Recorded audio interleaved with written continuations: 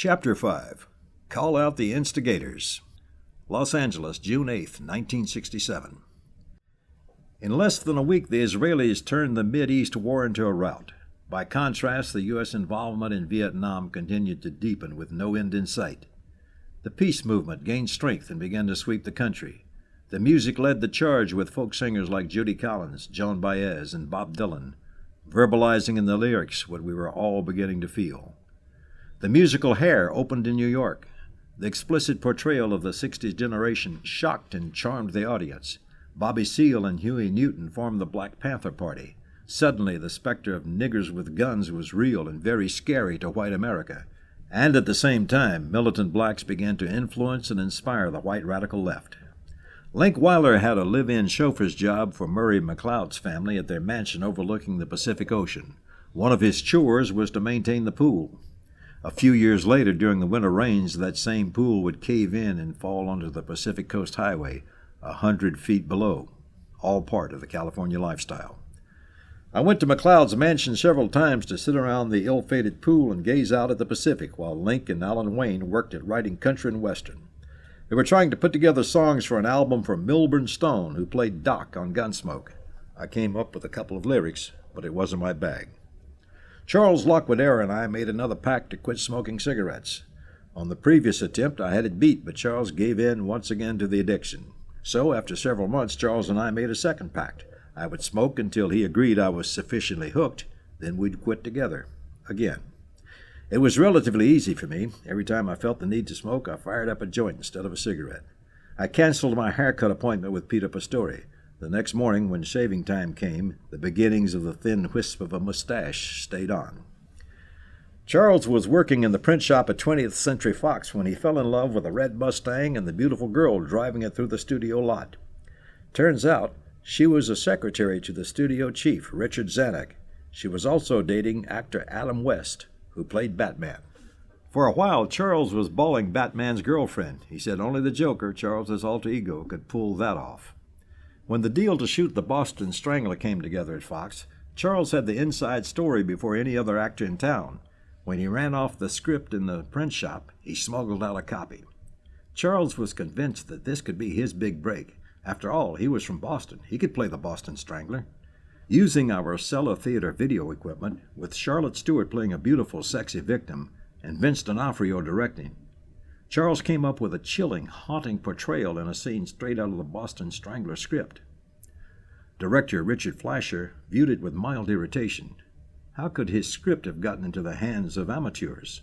Although he thought Charles showed talent, he wasn't about to cast an unknown in the lead. He needed a box office name. Tony Curtis played the Boston Strangler. Charles Lockwood-Era got axed from the Fox print shop. Monterey, California, mid-June 1967.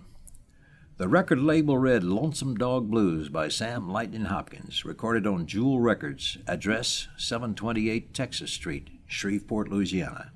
Even though we were light years apart in lifestyle and cultural background, the old East Texas blues man was hitting me where it hurt. I found myself wandering around our two-bedroom house trying to figure out how it had become so large.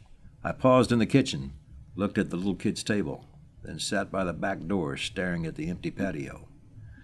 One day in June, Smokey came up with a brand-new trip. We'd take a train to Monterey for a concert that was being put together by Papa John Phillips and his record company people. The ride up was filled with anticipation and all manner of profits. I spent a couple of evenings talking Sufism with a blond, long-haired young man who was very convinced that his belief that Mir Baba was the real Messiah. Through it all, spirituality versus drugs was a common theme. We spoke it with conviction as we puffed grass every night until daybreak. The people came and listened. Some of them came and played. Others give flowers away. Yes, they did. Down in Monterey. Among the 50,000 that gathered at Monterey were two Los Angeles disc jockeys, the old top 40 rocker B. Mitchell Reed and Les Carter, the young KNOB jock voted the most popular jazz air personality in the city. They were meeting with the king of San Francisco radio, Tom Donahue.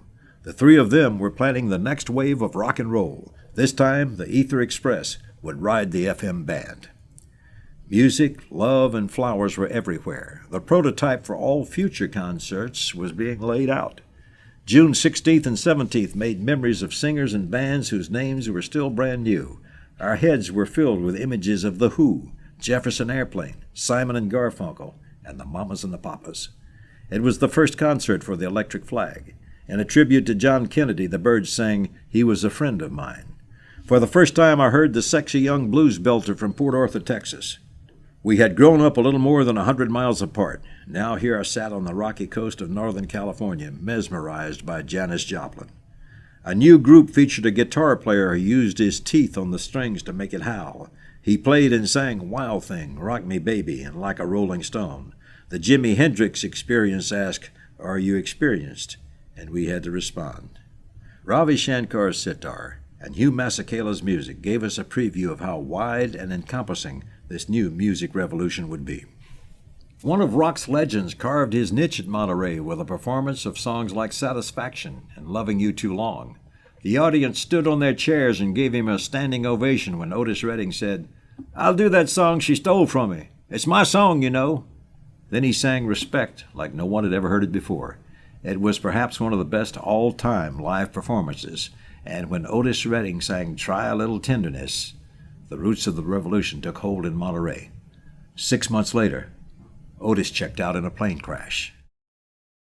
Louisiana Gulf Coast, July 1st, 1967. I call you up, invest a dime, and you say you belong to me. Lose my mind, imagine how the world could be so very fine, so happy together. Charlotte Stewart's career continued to smoke with steady work on television. Her sexy schoolgirl beauty was more than skin deep, and she always had time for a good deed. When Martin Sheen came out to Los Angeles from New York to take the stage with Patricia Neal and The Subject Was Roses, he needed somebody to babysit his 2 rowdy boys while he spent evenings at the theater. Charlotte took the duty of riding herd on 3- and 5-year-old Charlie Sheen and Emilio Estevez. The little rascals would literally swing from the hotel chandeliers, but they met their match in the girl who knew something about handling boys. Charlotte talked me back from ego devastation with wisdom on the reality of the new 60s woman that was right on. I rode a train back to Louisiana to reunite with Kate, John David, and Shell. Our relationship would be patched up and smoothed over. The rough spots would be handled for the next 5 years before finally blowing us apart. In the meantime, we would have an opportunity to develop the nuclear family into a high-profile lifestyle, proving you could embrace the revolution and prosper. One morning at 4 a.m., I drove down to the edge of civilization on the Louisiana coast where the old farm stretched westward from Vermilion Bayou. At this prearranged time, Russie was to visit me via astral projection from Sun Valley in Los Angeles. I walked under the pecan trees in the cool summer dawn. I looked up into the limbs I used to climb to catch the Gulf breeze and watch the shrimp boats. My mind flashed backward to the 40s and 50s when a day took forever to pass and a year was an eternity. Then fast forward to the freeway pace of fast-lane Hollywood. I was in some kind of crazy time warp. I tried to live in the moment, to concentrate on the here and now, to receive the universal life energy flowing through me. For a brief moment I thought I heard Russ's voice. I never knew if it was for real or my imagination. Maybe just an echo from 1948 or an even earlier lifetime on the banks of the Rio de los Lobos. Although the news was still not front page in Los Angeles, the local papers here in Louisiana were carrying the story. New Orleans District Attorney Jim Garrison had a brand new JFK assassination theory.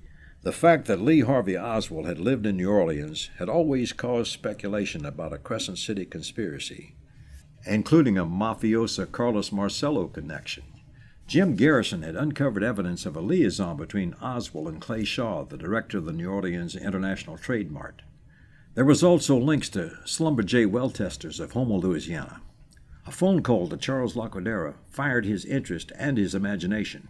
In a few months, Charles and I would put the Jim Garrison segment of the JFK assassination plot on a Hollywood stage, 25 years before Oliver Stone shot his film on the subject. The trip back to the West Coast included a stopover in El Paso for lunch with my cousin Teddy Sasak. Teddy had lived with my parents after I left for California. Almost like a younger brother to me, Teddy was a shy, quiet, introverted young man with a slight stutter.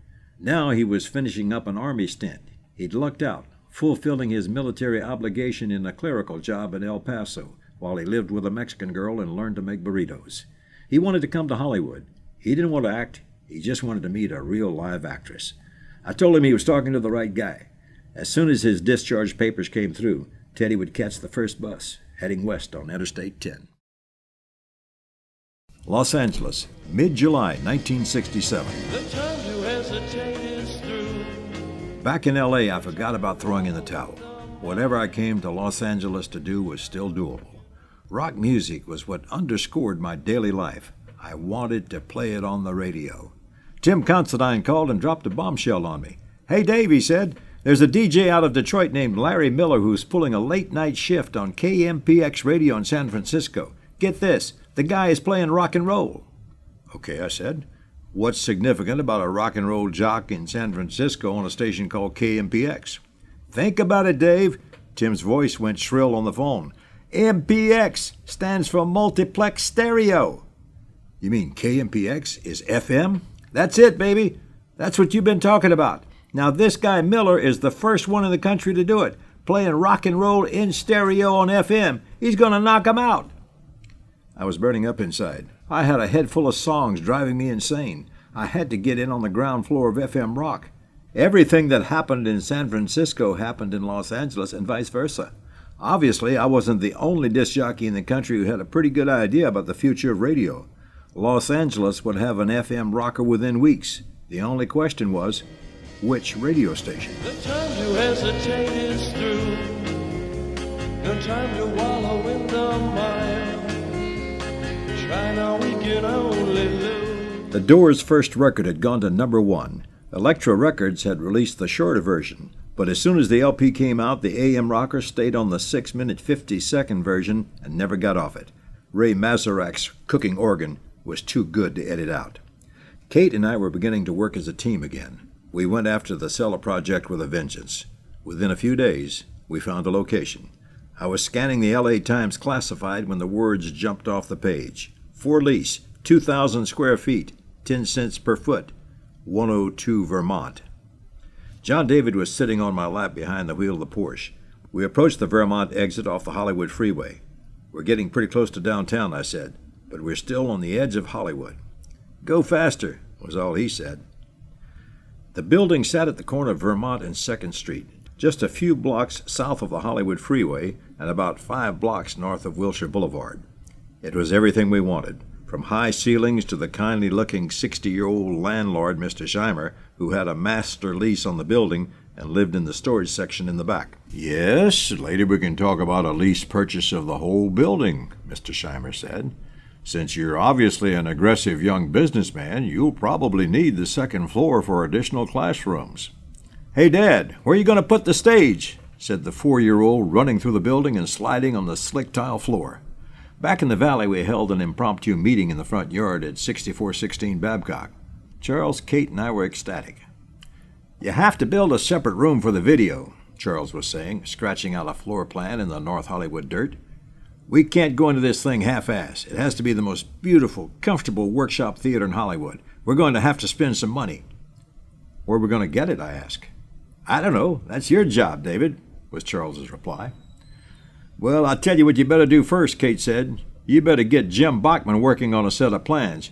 You guys don't know jack about design. Give it to Bachman. He's an expert. He's got style and taste." "Good idea," Charles said. "Now I'll start looking for a script. I'll call Bud Tedesco and Peter Pastori. David, you call Karen Valentine. Smokey and Vince might be interested, too." "Well, Smokey's pretty hung up with the record company business right now," I said. "But it would be terrific to get Vince D'Onofrio on stage, and I think we can count on Valentine." "Well, they all got to get behind us. This is a big deal, David. A hell of an opportunity for everyone. It's our own theater, man. It's a dream come true." Blonde-headed 2.5-year-old baby Shell was standing by my side during the whole conversation. John David was scribbling in the dirt.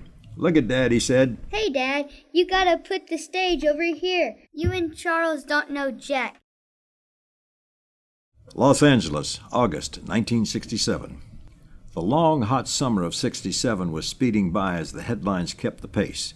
Negro riots in northern cities, troops sent into Detroit to quell disturbances. On the other side of the world, 45,000 men were disembarking, pushing toward the goal of 525,000 American soldiers in Vietnam. A U.S. transport was shot down by American gunners in a mishap in South Vietnam. Back in Hollywood, Jim Bachman had a look at the new cellar location. His first decision was to put the entrance at the rear of the building. Guests would have to walk around an alley, about 30 feet long, toward a sign with a big hand pointing around the corner, then walk down a ramp to ground level. In one stroke, Bachman had preserved the raison d'etre for the Cellar Theater name. Besides, it'll be much cleaner entering from the back, Bachman said. Hollywood people love this kind of funky, offbeat, out-of-the-way place. It has character.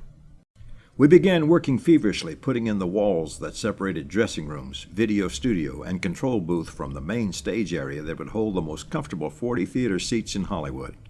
Within 2 weeks, we were out of money, and the job was just beginning. It was going to take several $1,000s more to complete the renovation. There was only one place I could get this kind of backing. We drove back to Louisiana, stole a page from the David Rousseau Book of Business, and formed 2 family corporations. The first company, named Pierce Enterprises, took possession of the boat docks on the banks of the Bayou Vermilion.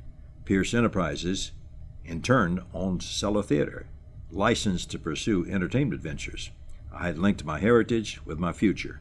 Louisiana property would back the L.A. adventure. In L.A., the Cellar's membership wasn't happy with the new deal. Valentine's new boyfriend, Mac McLaughlin, said he would have nothing to do with a theater group owned by a corporation as he walked out the door, taking our ingenue lead with him. The next time we saw Karen Valentine, she was acting on television, on her way to stardom, in room 222.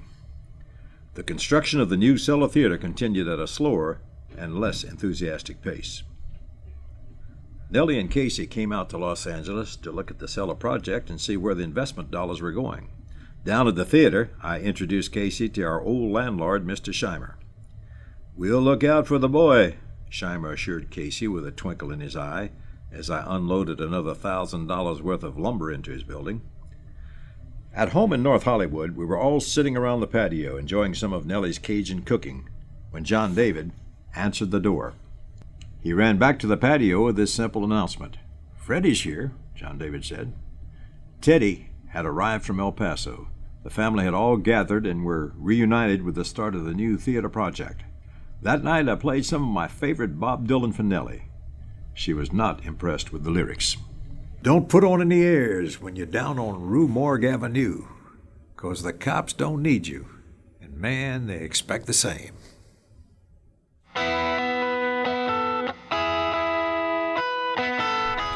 Okinawa, late August, 1967. The war buildup included Woody Bernard. His point of view was 180 degrees from the protesters back home. In his letter, Woody said this: "Sorry I hadn't written, but I've been on the move. I made a 3-month trip to Taiwan with an A-team. Spent the whole time except for 2 weeks in the mountain areas training National Chinese airborne troops in guerrilla warfare. Tough little troops and tougher little mountains. Not that tall, maybe 2,500, 3,000 feet, but damn near straight up and straight down. These Chinese are like Cajuns. They eat anything. Every night that we'd stop near Young Bamboo, those Chinese would get to digging around and find some big earthworms under the bamboo. They'd throw those worms and bamboo sprouts in that rice pot and chow down. Hell, I figured if they ate it, I could too. Not bad if you put a little Tabasco on it. We made a jump at the start of the training and met with the Chinese troops on the side of a mountain. That's a real trip. You ought to try it sometime. At 10 p.m., with a rifle and an 80-pound rucksack. Goddamn brain whirling all the way down. Wondering if I'd get a 30-foot bamboo stuck up my butt when I landed.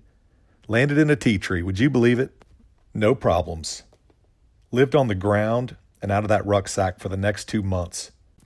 Every now and then, we'd send a Chinese soldier to buy food in country stores. They'd bring backpacks of rice labeled, "A gift of the American people, not to be sold." Every time I'd see that, I'd have to laugh. Damn words were written in English. How many Chinese understand English? We got some dumbasses running our foreign aid programs. Those country stores damn sure didn't give it away. I saw some that was milled in Abbeville, Louisiana. I couldn't help wondering if that rice was maybe grown on our property, or maybe y'all's property. Wouldn't that be a hell of a note? Go halfway around the world and have to buy your own damn rice that you gave away. Kind of makes you wonder, don't it? Not very long after we got back from Taiwan, the colonel on Okinawa that runs our group called everyone in our company together and told us he needed volunteers for 4 A-teams. He said that he couldn't tell us where we were going or what we'd be doing when we got there. He did say that we'd be drawing combat pay and earning it. Out of 156 volunteers, they picked 48 men to fill the A-teams, and I was lucky enough to get a slot on one of those teams. Don't know exactly where we're going, but this is the most intense training I've seen yet. I haven't slept inside of a building for 2 months, with practically the whole company volunteering to go and not even knowing where, is a good example of why Special Forces is called the AAA outfit. 3 A's, or AAA. Anything, anytime, anywhere. I know we're headed for Vietnam because that's the only place that's paying combat pay. But where in Vietnam and doing what, we have no idea. But with the intense field training we've been doing, it's a safe bet to say we probably won't be used to pour tea and serve cookies in the U.S. Embassy. We'll be shipping out soon, I figure, and I'm ready to go. So is everybody else. How's that Dago gal treating you? You wouldn't believe how good these Asian women treat a fella. You talk about service with a smile. I don't think these girls know the meaning of the word no. And I damn sure ain't going to be the one to tell them. Give those 2 rugrats you got a hug for me. I got to go to sleep. I got another long day tomorrow humping these goddamn hills in Okinawa. See you later, alligator. The Comic Book Kid. Your pal, Woody, Okinawa.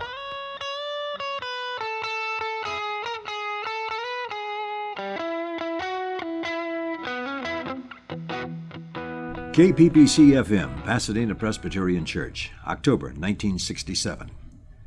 Anti-war demonstrators try to storm the Pentagon, scream the headlines. U.S. Marshals meet them with clubs and beat them back in a brutal confrontation. In Berkeley, Stop the Draft Week was stopped cold by riot police who wiped out the protesters. No draft inductees were turned back. The war machine rolled on. General Westmoreland needed 1 million more men. FBI's Hoover said he could not ensure domestic security. Showing the strain he was under, Lyndon Johnson went before the TV cameras to say he would not seek re-election. The really radical left became more cut off from the revolution. Most of the anti-war movement realized they had to act in a political, nonviolent manner. But the more alienated the youth of America became, the more willing we were to up the ante. Kate had taken a part-time job at KPPC. Al Harrion called her regularly to untangle the logs when things got too messy. He would call me occasionally to fill in an air shift for a sick disc jockey.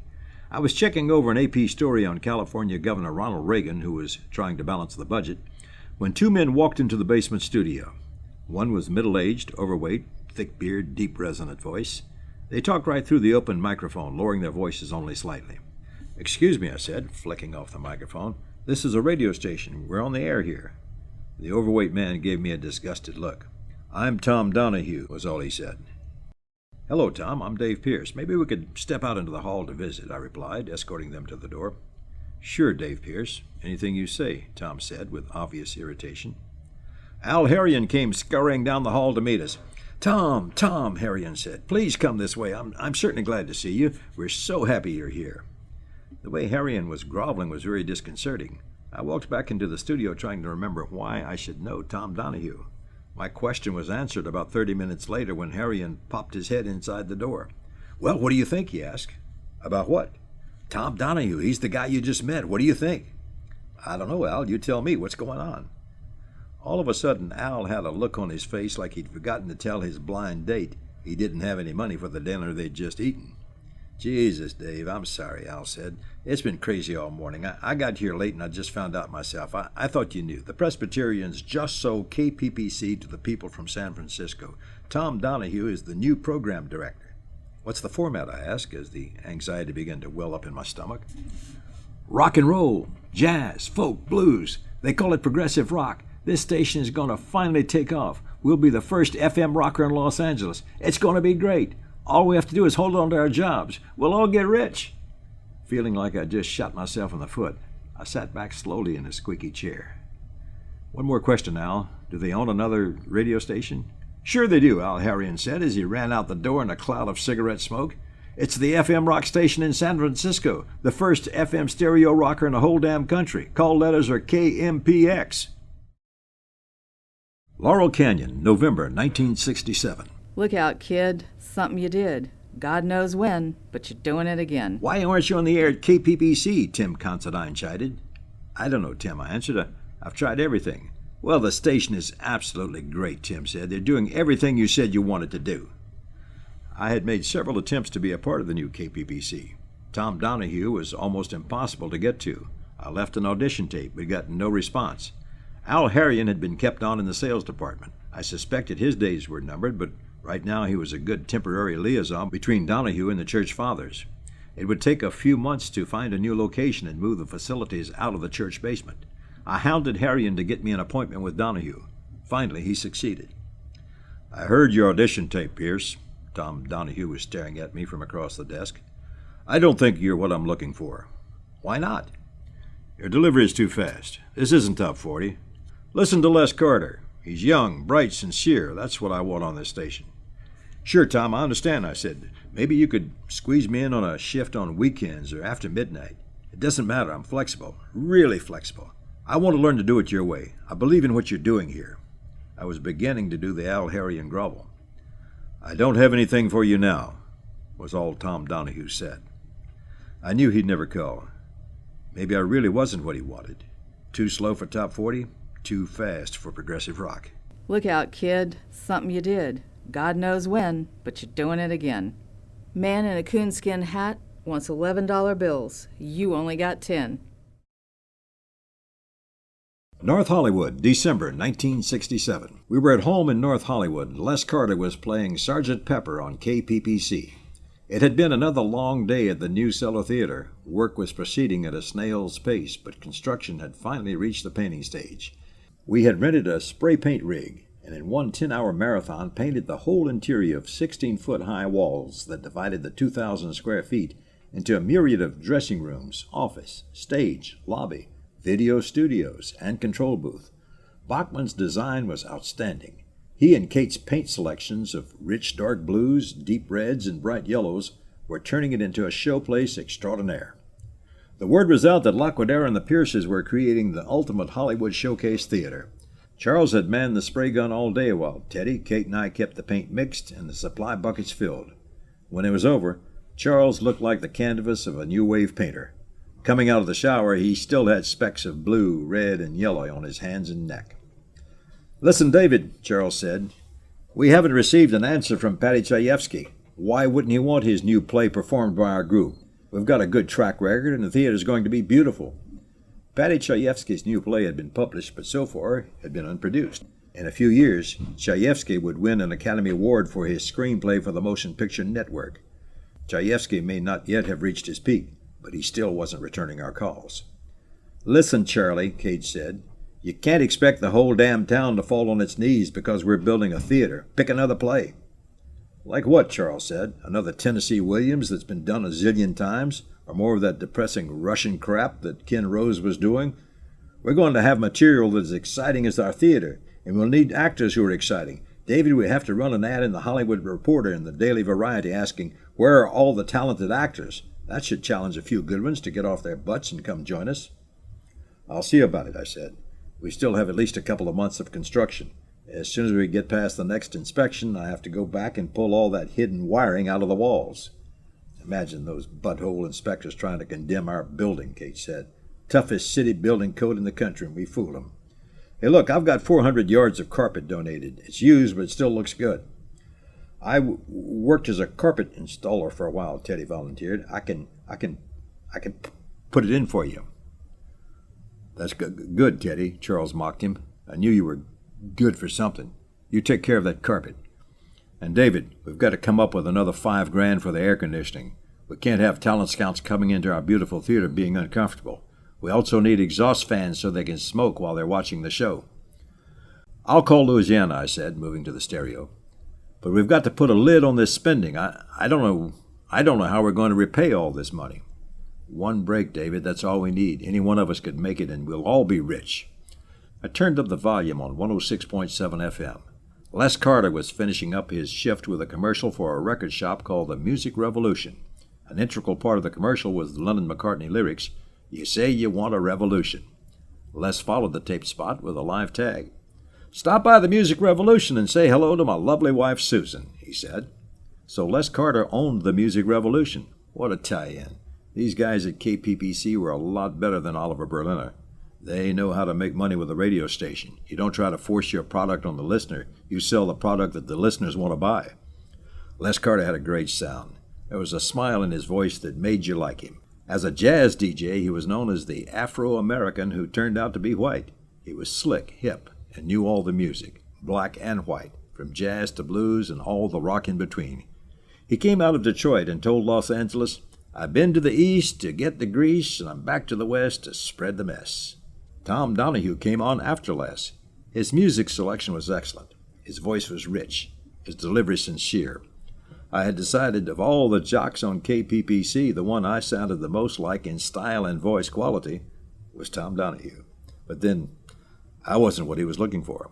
Well, screw him. Who needs radio? I've got my own theater, and when it's finally finished, Charles, Kate, and I are going to blow this town wide open.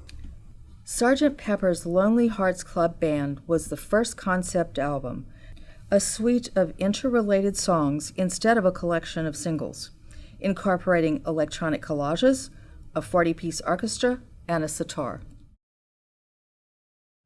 Colorado Boulevard, Pasadena, December 31st, 1967. Steven Seagal was 20 years old when he rode into Los Angeles, driving a delivery vehicle out of Detroit. With his Jew boy fro and his desire to go barefoot and feel the concrete earth beneath his feet, he was easily mistaken for an authentic hippie. He grew up in Wisconsin, did some campus radio in college. Steven knew and loved music. On New Year's Eve on Colorado Boulevard, the biggest party this side of Mardi Gras, the Big Rose Parade, ready to roll in a few hours, a few feet in front of them, would keep the revelers up all night. Steven Seagal checked in at KPPC. He had met Tom Donahue and was now standing in the bottom of the church, amazed by B. Mitchell Reed, accompanied by several great-looking girls, all eager to party on this super big night. Not wanting to do a radio show at the moment, Mitch handed young Steven a mind-bending pill of some kind. Donahue and BMR were at the top of their playbook. They were listening when Steve Seagal went on the air for the first time and showed them all what FM radio could sound like. These old pros were ready to cash in. In 1968, new innovations included waterbeds, jacuzzis, and motion picture ratings. Wheels of Fire by Cream became the first platinum album selling 1 million copies. And Elridge Cleaver publishes Soul on Ice while on parole. San Diego, California, January 1968. The music revolution that was starting in San Francisco and Los Angeles FM radio was also taking roots in a third California city. Down the coast in San Diego, a disc jockey named Ron Midag was playing middle-of-the-road pop music on KDIG FM from 6 p.m. to midnight. But what Ron Midag really wanted to do was play rock and roll. Every night at midnight, he tuned in to another middle-of-the-road San Diego station, KPRI, that was experimenting with album rock cuts on FM in the midnight to 3 a.m. slot, where the regular audience and conservative community members could not be offended by this kind of outrageousness. Steve Brown, a Navy man by day, was moonlighting as a disc jockey under the air name of Ocean Beach Jetty, or OB Jetty for short. Soon Ron Midag was hanging out with OB at KPRI, who put him on the air at 2 a.m. Ron also wanted to remain anonymous, so he could keep his regular gig. So AB gave him the nickname Enor when he was on the air at KPRI. But the bad habit of playing rock caught up with Ron when he signed off at midnight on KDIG with Vanilla Fudge's You Keep Me Hanging On. KDIG axed Ron Midag, who then became a regular, as Enor on the now profitable and expanded hours of 6 p.m. to 3 a.m. on KPRI, thanks to the music lovers' response and the efforts of the disc jockeys that went out and sold ads to local merchants. Ron was also hanging out with a top 40 disc jockey by the name of Bobby Ocean on KGB, the Drake format rocker. Ocean would later come to Los Angeles for a stint at KHJ. Another close friend of Ron's was Jimmy Rabbit on KCBG. The Rabbit would also come to Los Angeles to spin records on KLOS FM and become a top gun on the old Pasadena rocker, KRLA. From their studios in the basement of the medical building directly under the drug department, KPRI was playing underground radio to the drug culture of San Diego. O.B. Jetty and Ron Edor Midag were riding herd on a menagerie of character voices who were essentially youngsters off the street with no radio background, but a good sense of irony and comedy.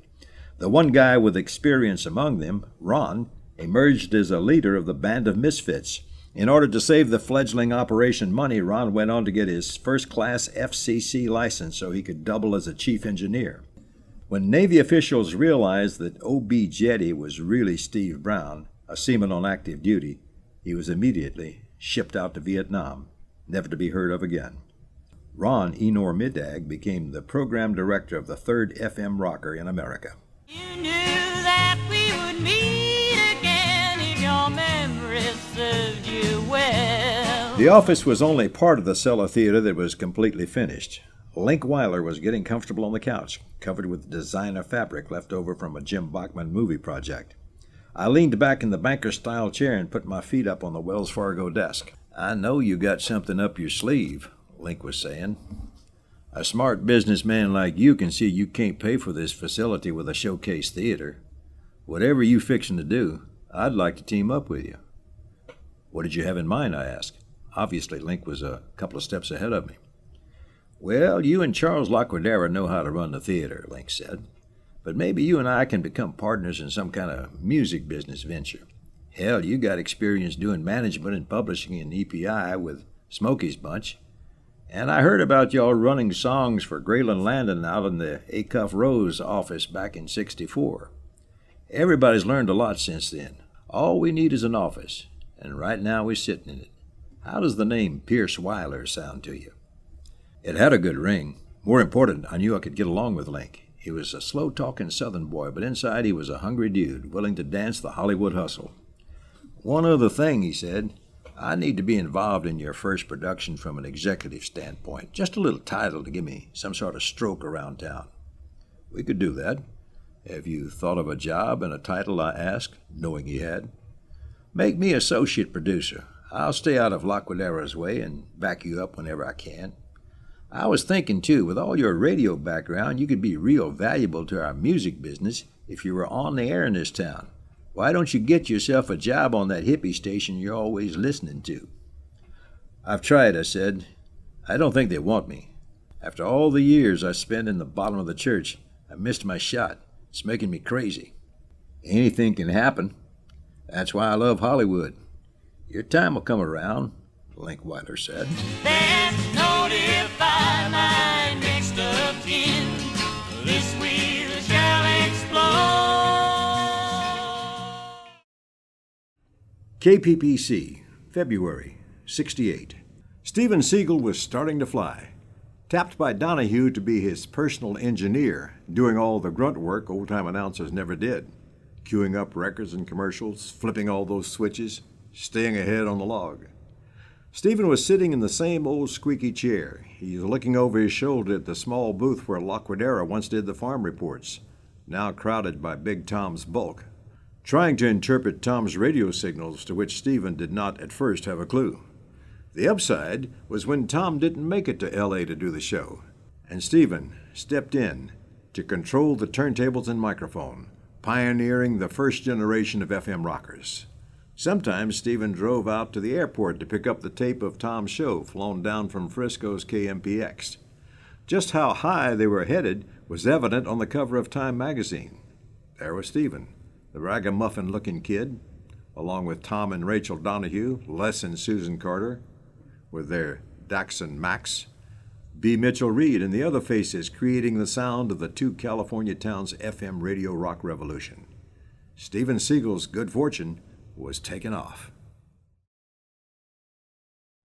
North Hollywood, February 1968. He's fighting for democracy. He's fighting for the Reds. For several days, the U.S. had massed troops at Khe Sanh. 5,000 Marines were ready to fight. Woody Bernard wrote me from Okinawa. That was his base, but he was making regular forays into the central highlands of Southeast Asia. This is top secret, of course, David. So I can't tell you where, but I'm making runs into places we ain't supposed to be. We take a few Montaguards with us. They're kind of like an American Indian. I'm doing recon work, you know? They drop us off. We walk 8 clicks in one direction, then make a turn, walk another 8 clicks, and then come back to our original point. We make a triangle. We find out stuff they want to know. How many trails you cross? Do you observe movement? Are the streams deep? Is the water good to drink? They say we're not going into neighboring countries, but this is the kind of information you need when an army moves into an area. That way they know how to work their tanks. What kind of trees? How high is the first limb? Is it double canopy, triple canopy?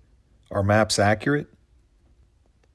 Many times we're using French-made maps, made before the fall of Dien Bien Phu in the 50s. You try to make a capture. That way you can ask your prisoner all kinds of questions. What's his age? That tells you how far they have to go down into their teen population to fill their draft. Is he well equipped? Well fed? How's the civilians doing? That way we can evaluate the bombing runs. I heard about the demonstrations in the United States, but it don't mean anything because we're isolated here. Yesterday and tomorrow don't matter. I'm totally caught up in the war. Intense fear in the woods. You shoot people. They shoot at you. You kill their people. They kill your people. They kill you if you're not lucky like I am. But when I get back to Oki or a safe area, the high is better than sex. A lot better than booze or drugs. I thrive on it. I really want it. When the tour's over, I think I'll re-up again. Those draft card burners and those people running off to Canada, that don't bother me. We all understand it. I don't like it, but I respect it. I'm one of the younger guys in my group, and I'm 25 years old. Most of the guys on the team are 30 years old. That's pretty old for a Vietnam fighter. The older guys understand the protest. Yeah, we've heard the comment that American soldiers are cannon fodder, but that don't mean anything to me. 3 million boys will fight in this war. They're rotating them in only 1-year tours because it's so unpopular back home. We could lose 60,000 killed, 300,000 wounded. We'll never get over this war. I guess your hair is down to your butt by now, but that's all right. I understand. You don't fool me, Podna. I know exactly where you came from. You ain't no hippie. You're just a displaced Cajun farm boy, and you know right from wrong. What you do is going to be right, just like what I'm doing is right for me. Memoirs from the Comic Book Kid. Your pal, Woody Bernard, Okinawa. The toughest part of the war was still ahead. The Tet Offensive of early '68 surprised all of America with the strength of the Viet Cong military resistance. Woody Bernard was there. He told me later what it was like. The Cong and NVA hit almost everywhere at the same time. The week of Tet, America lost 3,500 plus men. The North Vietnamese lost 145,000. That's right, 145,000. The Viets hit many places, but they couldn't hold them. The North Viets were hurt so bad, it was almost 2 years before they put large units again in South Vietnam. Believe it or not, for the American soldiers, that was the best week for the Army of the entire war. Somehow the news media didn't report it that way. All they reported was that the Viets were attacking large scale. Attacking ain't shit. Being able to take and hold what you attack is what counts. Personally, I spent the Tet Offensive in Laos. I went in the day before, the number 2 on a 6-man recon team. We didn't see a single enemy the whole time. Hell, they were all over in South Vietnam getting the shit shot out of themselves.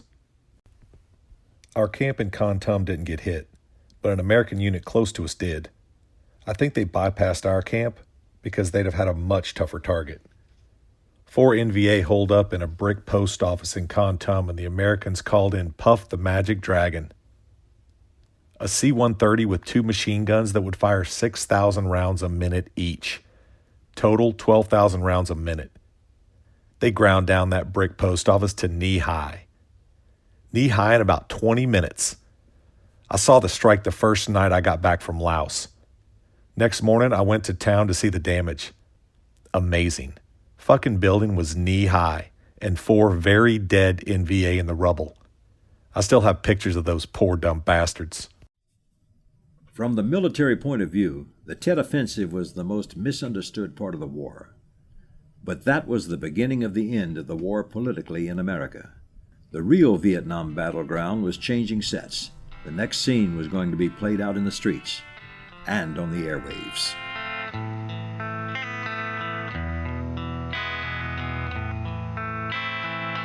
In 1968, police used batons and water hoses to break up riots in Londonderry, North Ireland.